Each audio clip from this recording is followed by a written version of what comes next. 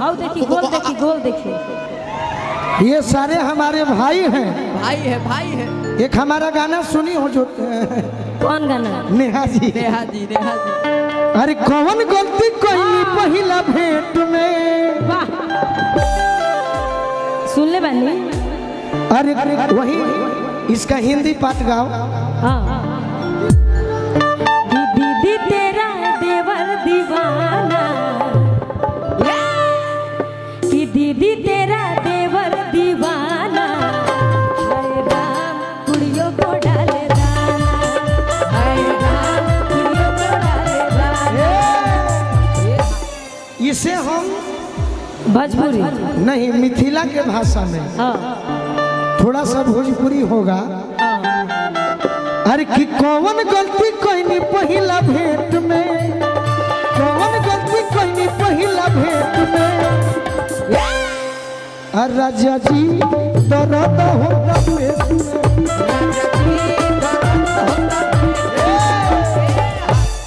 मजा नहीं मिले चॉकलेट में। मजा नहीं मिले चॉकलेट में। इसको भाव से गाओ भाव से गाओ। भाव से चॉकलेट जैसे गोलू राजा गा सकते हैं। सही बात। असही चॉकलेट खइबू। देख रे मोटकी भौजी कि मजा नहीं मिले चॉकलेट में। ये चाहत है ना आओ होने जाओ इतना मत बनो कि मजा नहीं अरे मिले चॉकलेट में। राजा जी दर्द होता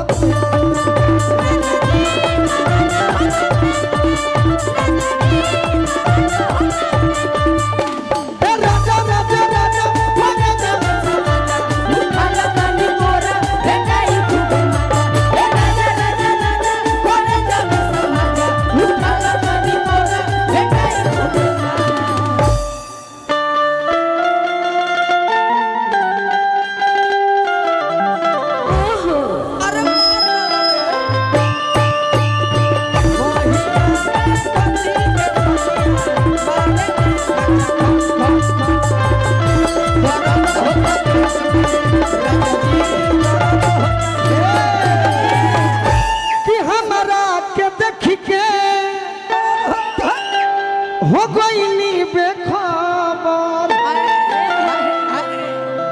कतनो मनैनी रौरा कोई नी न सबर। अरे कि ले लेनी हमरा के चपेट में। ले लेनी हमरा के चपेट में। राजा जी दर्द होता पेट में।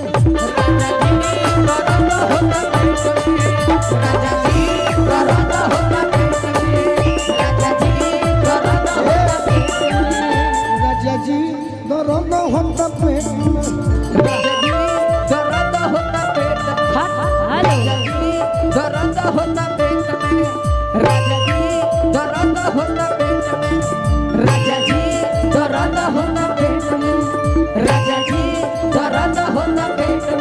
राजा जी दर्द वाह कह नेहा कह कुछ।